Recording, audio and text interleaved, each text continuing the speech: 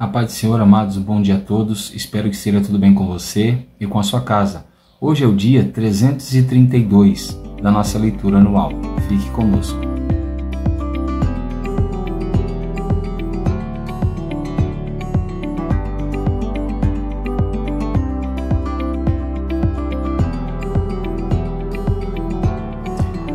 Bom, amados, nós estamos estudando a carta de 1 Coríntios e já estamos chegando nas partes finais, né? A nossa porção diária de hoje vai do capítulo de número 11 até o capítulo de número 13, amém? Eu espero que você consiga separar um tempo no seu dia e fazer essa leitura com atenção, com calma. Eu creio que Deus irá te abençoar poderosamente.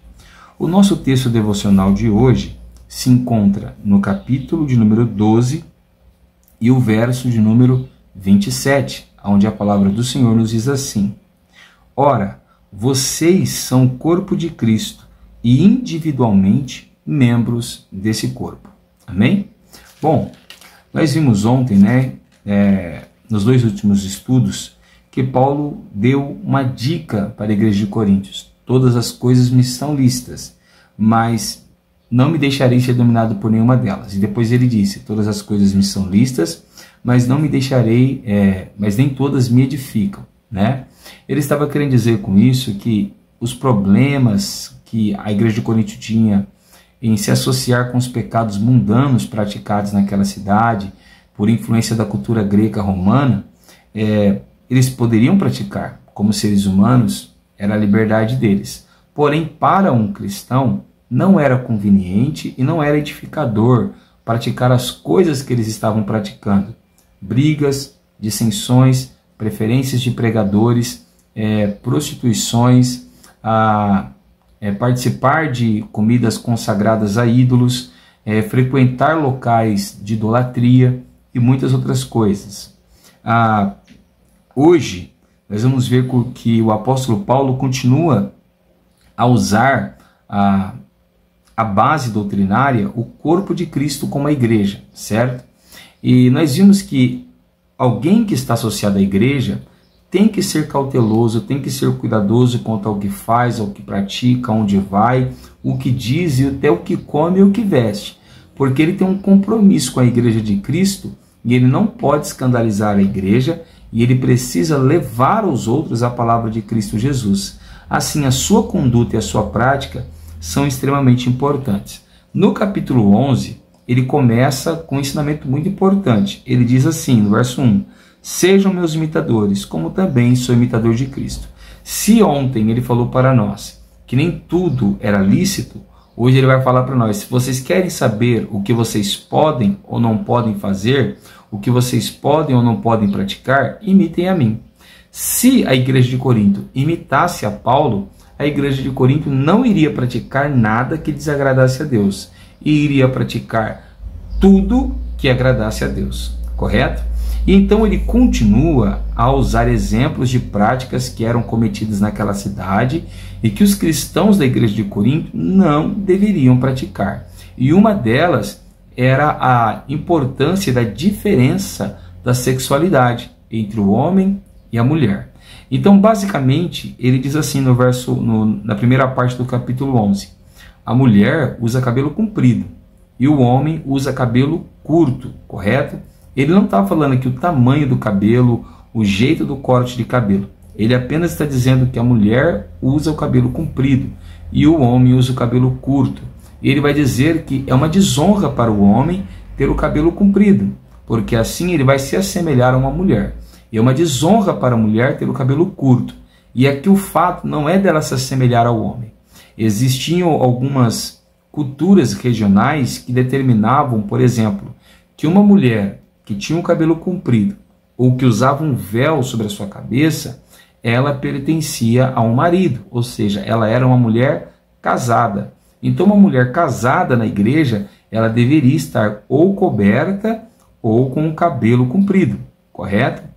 E uma outra cultura da época era que mulheres que estavam envolvidas com cultos a uma deusa daquela região, ou também com práticas imorais, né, com outros homens, ela rapava a sua cabeça, correto?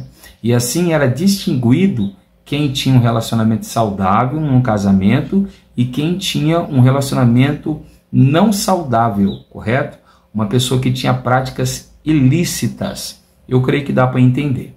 Então, esse tipo de cultura estava entrando dentro da igreja de Corinto. Então, as mulheres praticavam coisas imorais, assim como os homens que nós vimos que se deitavam com mulheres imorais, tudo isso em cultos pagãos que tinham naquela cidade.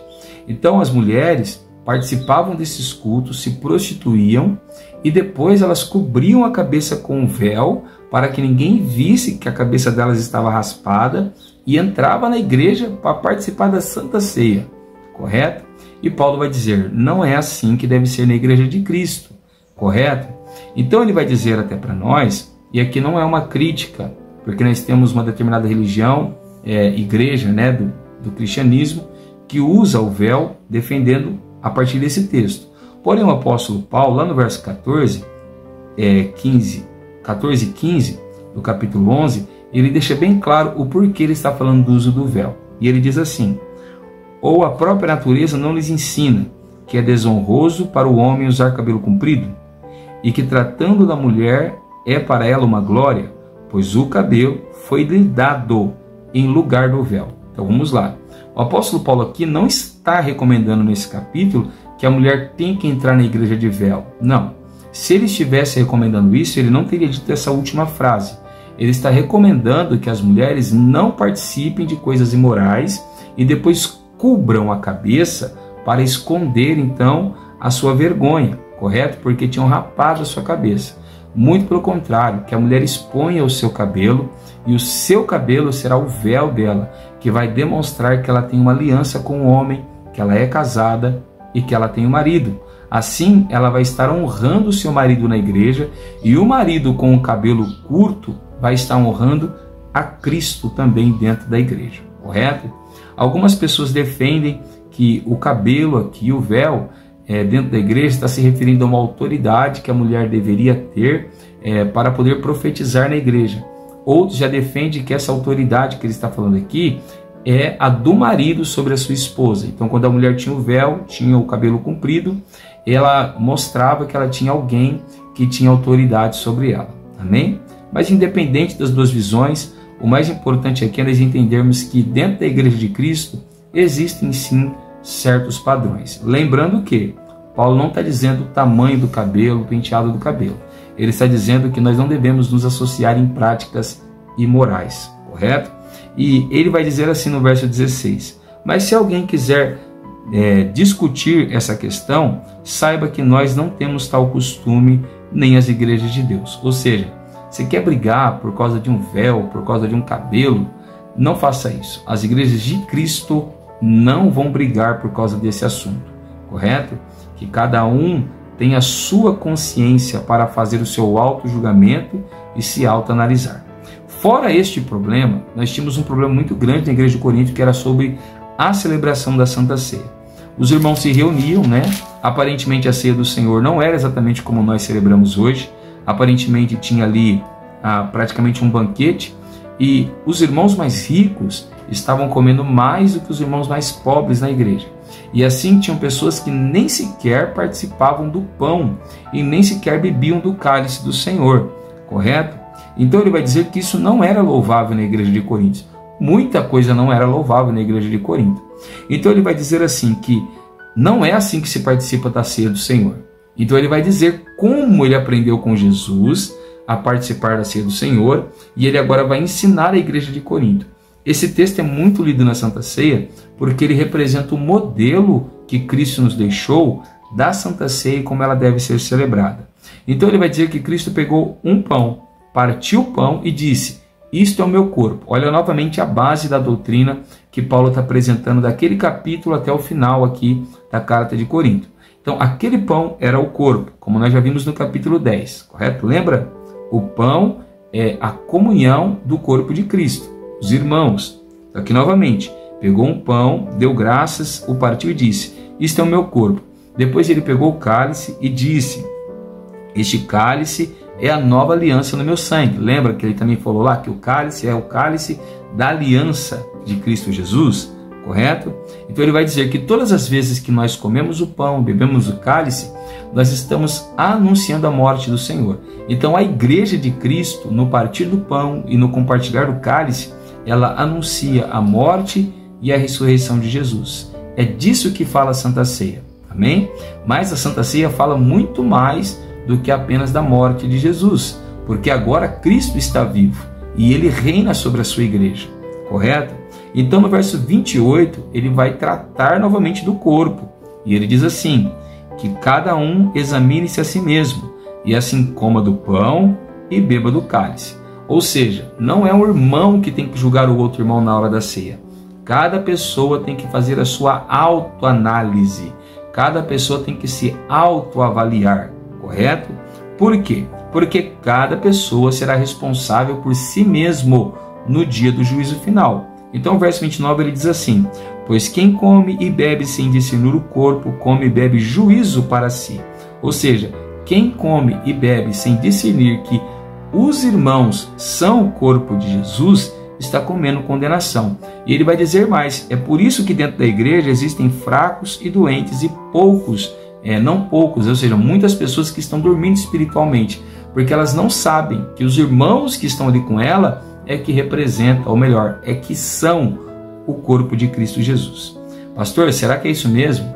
Bom, é só você acompanhar do capítulo 10 até onde nós chegamos. Quando nós chegamos no capítulo 12, ele vai falar sobre os dons espirituais, como eles são distribuídos e em quais ordens, mais ou menos, eles devem ser usados e valorizados na igreja. Mas o que é mais interessante é que ele vai dizer assim, no capítulo 12 e no verso de número 3 em diante. Por isso, quero que entendam que ninguém que fala pelo Espírito de Deus afirma anátema Jesus. Por outro lado, ninguém pode dizer Senhor Jesus, senão pelo Espírito Santo. O que ele está querendo dizer aqui? Ninguém afirma que Jesus é o Senhor se o Espírito Santo não lhe revelar. E ninguém amaldiçoa a Jesus se essa pessoa não estiver sem o Espírito Santo, correto? Mas ele vai dizer mais. Ora, os dons são diversos, mas o Espírito é o mesmo. Há também diversidade nos serviços, mas o Senhor também é o mesmo. Há diversidade nas realizações, mas o mesmo Deus é quem opera tudo em todos. A manifestação do Espírito é concedida a cada um visando um fim proveitoso. Então ele vai dizer o quê? Cada pessoa recebe um dom espiritual visando aquilo que vai ser melhor para ele e para a igreja. Algumas pessoas defendem que o dom de línguas estranhas é uma marca do batismo com o Espírito Santo. Então a pessoa pode ter todos os dons, mas se ela não falar línguas, ela não foi batizada com o Espírito Santo. Mas não é isso que está dizendo aqui nesse texto. Porque esse texto diz que o Espírito Santo pode dar para um, se ele quiser, o dom de línguas, e para outro não. Então, quem decide, quem recebe o dom de línguas ou não, é o Espírito Santo, assim como os demais. A marca do batismo com o Espírito Santo é o novo nascimento e o novo caráter. Amém? Os dons são para serviço na obra de Deus. E depois, ele vai dizer assim no verso 12. Porque assim como o corpo é um e tem muitos membros, e todos os membros, mesmo sendo muitos, constituem um só corpo, assim também com respeito a Cristo. Observe como novamente ele vai tratar a igreja como um corpo, correto? Então a igreja é que é o corpo de Cristo Jesus. E a igreja tem muitos membros. Então cada pessoa faz parte de um membro do corpo. Um é o dedo, o outro é a mão, o outro é o antebraço e assim por diante, correto? Mas quando ele chega no verso 27, isso fica novamente mais claro. E ele diz assim, ora, vocês são o corpo de Cristo e individualmente membros desse corpo. Então Paulo vai dizer agora como Deus colocou cada pessoa no seu devido lugar para exercer o seu devido ministério com o seu devido dom na igreja. E tudo isso visando o crescimento da igreja, correto? É muita coisa para nós aprendermos aqui, amados. Não dá para falar tudo em 20 minutos. Então nós vamos ter que resumir muito, tá bom? Quem sabe o ano que vem nós não tratamos mais detalhado. Bom, no verso 31, ele vai falar então algo muito interessante. Olha o que ele diz. Entretanto, procurem com zelo os melhores dons, correto? E aí algumas pessoas vão dizer que agora ele vai ensinar a buscar o dom do amor. Mas o amor não é um dom. Não, pastor, não. Olha o que ele diz, preste bem atenção. Verso 31. Entretanto, procure com zelo os melhores dons. E eu passo a mostrar-lhe não um dom, mas um caminho ainda mais excelente. Aleluia. Isso aqui é muito, mas muito profundo. Por quê? Porque o amor, ele já está classificado na galeria do fruto espiritual lá em Gálatas. O amor também está classificado como o próprio Deus, porque a palavra diz, Deus é amor, correto? Então agora, Paulo vai falar que o amor é um caminho, e João vai dizer para nós que Jesus é o caminho. Então ele está falando aqui, olha, os dons são muito bons, e eles são muito úteis, mas eles não podem ser utilizados na igreja de forma correta e eficiente sem que a pessoa ande no caminho do amor, ou seja, sem que a pessoa ande por Cristo Jesus. Então, ele vai falar o quê? Que o caminho excelente é o caminho do amor, é o caminho de Jesus. E ele vai dizer o quê? Olha o que ele diz, que nada vale falar línguas estranhas, ainda que seja a dos homens, ou seja, outros idiomas, ou a língua dos anjos. Então vamos ser bem sinceros, existe uma briga aí entre os teólogos sobre o que é línguas estranhas. Uns dizem que são idiomas, outros dizem que são realmente línguas, mas aqui Paulo está literalmente classificando em duas áreas, línguas como idiomas e línguas como línguas celestiais, correto? Então não adianta eu falar todos os idiomas ou falar a língua dos homens. Também não me adianta ter o dom de profetizar mistérios e muito menos revelá-los às pessoas. Também não me adianta ter uma fé sobrenatural, operar muitos milagres, muitas maravilhas e até mover montanhas. Não me adianta ser alguém caridoso, distribuir bens, cestas básicas, doar dinheiro para as pessoas. E também não adianta eu ser um mártir, ou seja, entregar o meu corpo para ser queimado. Se eu não tiver o amor, nada vai ser útil para Deus. Então ter dons e não ter o amor é inútil, correto? Então, antes de buscarmos os dons espirituais, deveríamos buscar a prática saudável do amor. Porque o amor, ele está cheio de características. E algumas que estão aqui, Paulo separou pelo menos 15. E ele diz assim, ó, o amor é, primeiro, paciente, o amor é bondoso, o amor não é ciumento, o amor não é vaidoso, não é orgulhoso, ele não é inconveniente, o amor não é interesseiro, o amor não é irritado, ele não é maldoso, o amor não é injusto, o amor não é mentiroso, pelo contrário, ele é verdadeiro, o amor não é injusto, correto? E o amor é sofredor, ele é credor, ele é esperançoso e ele é suportador, correto? Então, quem não tem o amor não vai conseguir praticar os dons espirituais, usá-los de forma efetiva. Era por isso que a igreja de Coríntios tinha uma bagunça, porque as pessoas tinham os dons, mas não praticavam o amor. Então cada um queria ser melhor do que o outro e humilhar o outro consequentemente. E ninguém se preocupava em servir o seu irmão e edificar o seu irmão usando os dons através do amor de Deus. Agora, nós aprendemos muito mais com o amor de Deus. Inclusive, se há ainda o tempo para se usar dons de profecias ou não. E a resposta é sim. Muitos teólogos também dizem que não, mas o texto aqui é muito claro. E ele diz assim, o amor jamais acabará. Havendo profecias, desaparecerão. Havendo línguas, cessarão. E havendo ciência, passará. Aí eles dizem, tá vendo? Mas a ciência é uma área que a teologia defende. Então, se não há profecia, se não há línguas, então também não há ciência, porque está tudo baseado no mesmo texto. E no verso 9, nós temos um texto mais profundo ainda, que diz assim, pois o nosso conhecimento é incompleto. Aí ele diz mais, a nossa profecia é incompleta, mas quando vier o que é completo, então o que é incompleto será aniquilado. O que é, ou quem é esse que é completo? É o amor, Jesus Cristo, o nosso Deus verdadeiro. Ele está dizendo que quando Jesus vier, aquilo que é incompleto será aniquilado. A ciência e a profecia, correto? Mas Jesus ainda não veio na sua segunda vinda, porque Paulo está olhando para a segunda vinda. Se Cristo não veio ainda em sua plenitude, isso significa que o dom de profecia ainda está em nosso meio. E o texto é bem claro, né, amados? Bom, depois Paulo vai dizer que por enquanto nós vemos a Cristo de uma forma incompleta e não perfeita. Mas um dia, quando ele vier e nos transformar, nós o veremos como ele nos vê. Agora, o verso 13 do capítulo 13 termina nos ensinando que o cristianismo é mantido sobre 3 pilares. E esses pilares são permanentes. Ou seja, os dons, no dia que Jesus vier, serão aniquilados, porque nós não teremos mais necessidade deles. Mas esses 3 pilares permanecerão. Então nós devemos buscar muito mais esses 3 pilares do que os dons espirituais. Não adianta buscar os dons sem buscar esses 3 pilares. É melhor nós primeiro nos alicerçarmos nesses 3 pilares do cristianismo e depois buscarmos os dons espirituais. E os 3 pilares são esses. Verso 13.